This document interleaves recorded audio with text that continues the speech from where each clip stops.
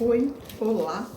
Estamos de volta novamente para a gente continuar o estudo do livro de Ruth. Já vamos começar agora no capítulo 3, tá bom? Antes, porém, vamos orar, pedir que o Senhor fale conosco através da palavra dele. Senhor Deus, nós lhe agradecemos por esta oportunidade, lhe agradecemos por este momento que o Senhor tem nos dado. Pedimos agora, Pai, que abra nossa mente, limpa a nossa mente de tudo aquilo que possa nos afastar da Tua palavra. Que o Teu Espírito Santo fale conosco, tudo aquilo que o Senhor quer dizer para nós. Em nome de Jesus que eu oro. Amém. Nós terminamos o capítulo 2 no seguinte versículo, o versículo 23. Assim passou ela a companhia das servas de Boaz para colher, até que a cega da cevada e do trigo se acabou e ficou com a sua sogra. Então, olha só, vamos analisar esse finalzinho aqui. Durante todo a colheita do trigo e da cevada, Ruth continuou a colher ali no campo de Boaz, sendo protegida por ele, que dava uma certa segurança para ela, e ela também levava mantimentos para a sua sogra, que estava em casa precisando daqueles mantimentos. Se você parar para pensar, durante esse tempo todo, Ruth, ela teve alimento. Então, ela teve os trigos, os grãos de trigo e de cevada, e ela também levava isso para casa dela. Então, elas podiam fazer pães, fazer grãos tostados, que praticamente era a base da alimentação das pessoas naquela época. E também ela podia, o excedente, ela podia trocar por alguma coisa que ela não tinha. Por exemplo, às vezes não tinha azeite, vai lá e trocava, né, por tantos litros de azeite. Então, alimento, a gente sabe que não faltou para Ruth e Noemi durante a colheita do trigo e da cevada. Só que tinha um problema. A colheita do trigo e da cevada estava chegando ao fim. E a gente sabe que a alimentação, ela é uma coisa constante. Hoje você tem, mas amanhã você pode não ter. Então, no caso ali delas, elas estavam começando a ficar já preocupada como é que ia fazer quando acabasse a colheita. Será que teriam outros tipos de grãos para colher? Esse outro tipo de grãos, esse outro tipo de cultivo, né, de cultura, será que tinha, será que o dono do campo deixaria ela colher? Então, são essas coisas que permeavam a mente delas. Quando elas chegaram ali, a gente vê aqui, no final do capítulo 1, a gente vê que elas chegaram no início da colheita. Foi um tempo bom. Havia emprego, havia como colher, respigar aqueles pobres, como no caso dela. E a mão do Senhor foi direcionando Ruth para o campo de Boaz, que era o parente de Elimelec, parente de Ruth. Então, estava muito fácil. Estava tranquilo. Mas estava chegando o final da colheita. E agora? Como elas iam fazer? Então, a Noemi começou a pensar em algumas coisas, porque era uma situação que elas não podiam continuar eternamente assim. Foi bom na hora da chegada ali, foi muito bom, mas já estava acabando a colheita, provavelmente só no outro ano. E esses 10 meses, como é que elas iriam fazer? Mesmo se elas tivessem estocado os grãos, ia ter uma hora que ia precisar de novos alimentos. Então, elas estavam numa situação confortável até então, mas isso não ia durar para sempre, elas tinham que dar um jeito na situação delas. Então é agora que a gente vai começar no capítulo 3, para a gente ver o fluir da história. Então vamos acompanhar aqui, capítulo 3, versículo 1. Disse Noemi sua sogra: minha filha, não hei de eu buscar-te um lar para que sejas feliz? Então Noemi estava falando: Ruth, eu vou procurar um lar para você ser feliz. Esse negócio de você estar respigando todo dia, levantando cedo, no escuro, saindo, trabalhando o dia inteiro, chega cansada. Graças a Deus nós não passamos fome, não passamos aperto, mas a colheita está terminando. Vai chegar uma hora que a gente não vai ter mais o que comer. A gente não pode durar assim para sempre. Você tem que ser feliz, você tem que ter um homem para te proteger, você tem que ter um homem para te sustentar, para te manter. Porque nós já vimos também que isso naquela época era muito importante para a mulher. A mulher era sim sustentada e mantida por um homem. Havia, lógico, sempre houve mulheres que trabalharam muito, principalmente as mulheres pobres, como aqui no caso de Ruth.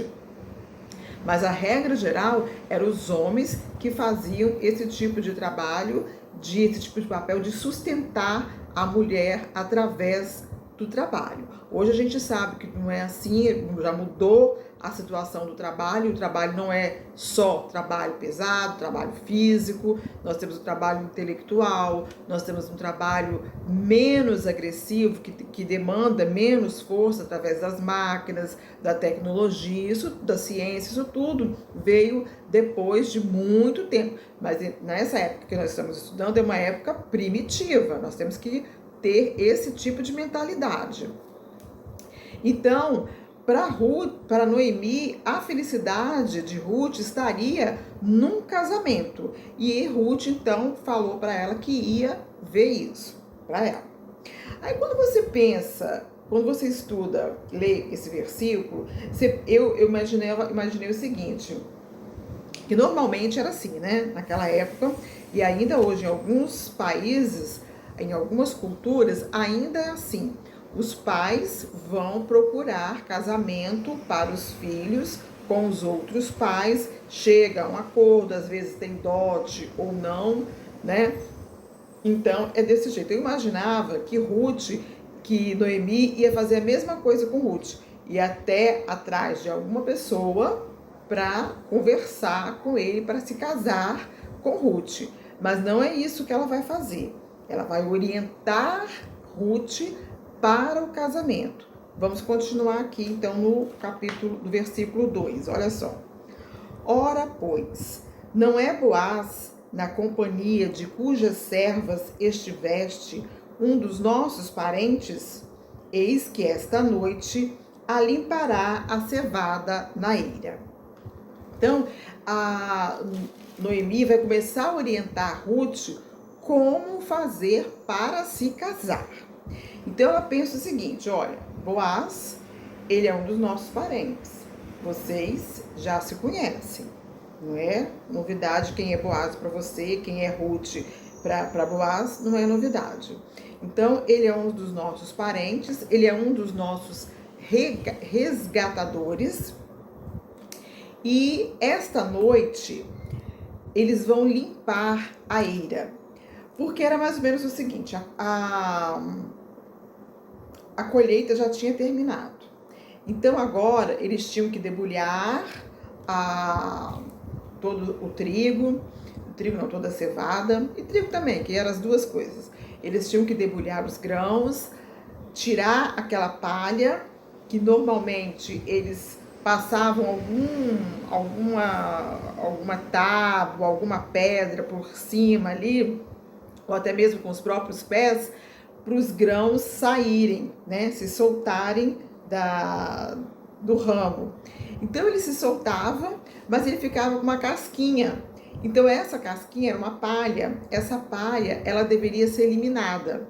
Então como que eles faziam, né? Depois que eles pisavam ou com algum instrumento, uma pedra, uma tábua, eles vinham e com uma pá, num lugar onde estivesse ventando muito, e jogava aquilo para cima com a pá. O vento jogava as palhas para fora, para longe, e os grãos caíam ali. Então ali eles recolhiam e armazenavam. Então chegou um momento que era um outro tipo de serviço, já não tinha mais que respigar porque a colheita já tinha acabado. E normalmente, gente, em várias sociedades existem comemorações para poder festejar o final da colheita, principalmente se naquele ano foi uma boa colheita. Então, várias civilizações, não só de Israel, como outros povos também pagãos, que tinham até vários deuses, que tinha Deus para tudo, tinha o Deus da agricultura, da fertilidade, que eles faziam festas comemorando em sinal de agradecimento. Mas nosso caso aqui, o povo de Israel, não é um povo idólatra, é um povo de um Deus só. Então também havia a festa da colheita. Em Pentecostes, por exemplo, que até na época de Atos já acontecia, ainda acontecia a festa de Pentecostes, era exatamente isso. Era uma festa que, se não me engano, acontecia 50 dias após o término da colheita, como uma forma da gente agradecer, da gente não, deles lá, né, da cultura deles, agradecer a Deus a cultura que teve, o cultivo, a colheita com fartura, era uma forma de agradecimento. Então, provavelmente, eles iam fazer esse tipo de festa, comemorando em agradecimento a colheita que foi muito boa aquele ano. E aí ela fala, então, que ele vai ficar por ali na eira. A eira ali é o local onde fica o que foi colhido para fazer alguma benfeitoria, armazenar, estocar, guardar, essas coisas, né? Então ela continua aqui, no 3. Banha-te e unge-te e põe os teus melhores vestidos e desce a eira. Porém, não te des a conhecer ao homem, no caso seria o Boaz, né? Até que tenha acabado de comer e beber. Então, Noemi fala com Ruth, olha só o que você vai fazer. Você vai tomar banho, vai se ungir. Naquela época eles tinham essa coisa de se ungir com óleo, usar bastante óleos, né? Era a cultura da época. Hoje a gente não usa mais isso, a gente usa perfumes, hidratantes. Na época eles usavam esse tipo de coisa, o tal do unguento, de ungir, um óleo. Então você vai pegar o seu melhor vestido. Isso aqui que eu queria saber, que melhor vestido era esse, porque elas eram pobres. Acho que o vestido dela deveria ser até demodê, né? Primeiro que vou falar uma coisa, quando elas tinham condição de ter vestido, elas deveriam estar lá em Moab. Vamos falar de moda aqui, né? Se tem mulher participando aqui do estudo, vamos falar de moda aqui. É lógico que gente, eu tô brincando, naquela época não tinha essas coisas, né? Mas o que eu quero dizer é o seguinte, se fosse hoje, ela era de uma outra cultura. O vestido dela provavelmente deveria ser lá da época de Moab, quando ela morava em Moab, e quando ela tinha um pouquinho de dinheiro. Agora, quando eles, né, depois que o marido morreu, que elas tiveram que mudar de terra, né, de cidade, provavelmente elas já não tinham mais dinheiro. Então, o vestido dela estava demodê, mas ela tinha que vestir com o melhor vestido, né, e se apresentar para Boaz. O engraçado, olha só, vamos acompanhando a história, que tem certas coisinhas que eu quero dar uma pincelada aqui, que fica meio estranho o modo pra gente, como as coisas vão acontecer. Então, a Noemi fala pra Ruth, você vai, mas você fica escondida, você não aparece lá assim, não deixa ele te ver, não. Mesmo ela estando arrumada, linda e maravilhosa, com o vestido, melhor vestido que ela tem, ela não ia se aparecer pra ele. Não sei por que, então, que ela ia se vestir tão linda e maravilhosa. Mas eu acho que deve ter algum motivo que mais pra frente a gente vai ver na minha cabeça, que não tem nada na Bíblia, né? Vamos ver aqui. Olha só. Quando ele comer e beber, depois que ele deixa ele comer, deixa ele beber, deixa ele participar da festa, não atrapalha o rapaz, não. Aí vamos para o quarto. Quando ele repousar, notarás o lugar em que se deita. Então chegarás e lhe descobrirá os pés e te deitarás. Ele te dirá o que fazer.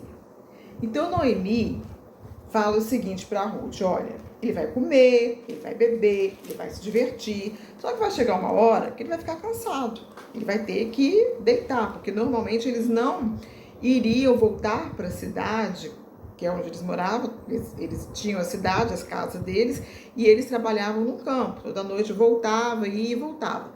Mas como era uma noite de festa e amanhã, no dia seguinte, todos os homens tinham que estar lá de novo para poder fazer o serviço que tinha que ser feito ali com a colheita, com aquilo que foi colhido, ele ia descansar. Ele ia procurar um lugar para poder repousar e deitar. Aí ela falou o seguinte, a Noemi: aí você vai chegar de mansinho perto dele, você observa para ver onde ele vai ficar. Por quê que você tem que observar? Porque tem outros homens ali também. Se você chega e se deita perto de outro homem, vai dar ruim.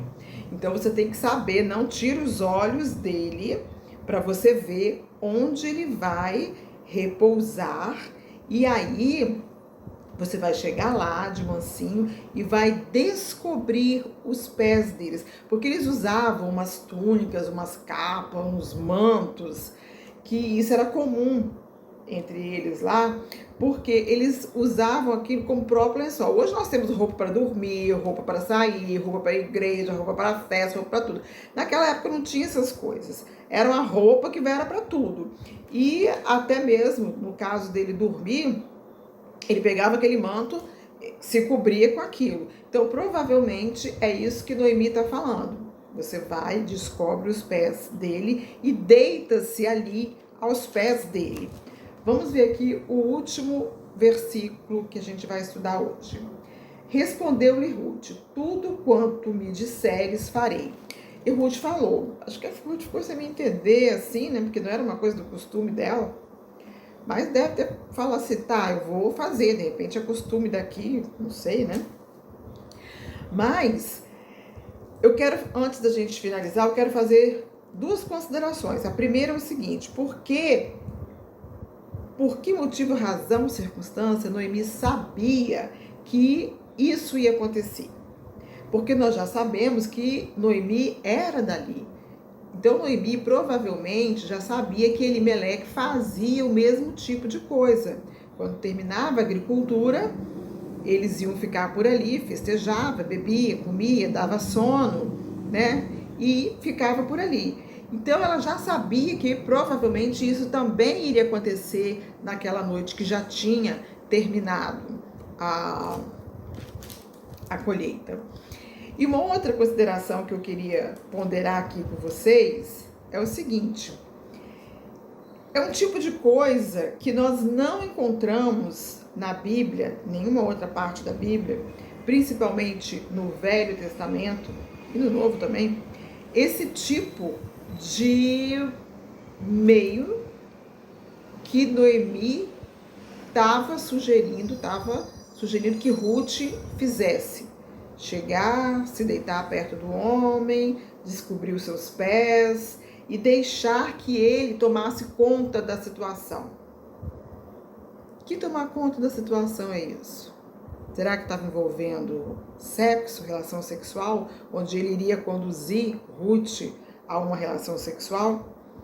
Então, são essas coisas que a gente vai continuar o próximo estudo para a gente ver, ponderar, pensar sobre essas coisas, porque até hoje eu não encontrei nenhum pastor, nenhum teólogo que se debruça sobre o estudo de Ruth que pudesse dar uma explicação plausível, uma explicação coerente, correta com essa passagem.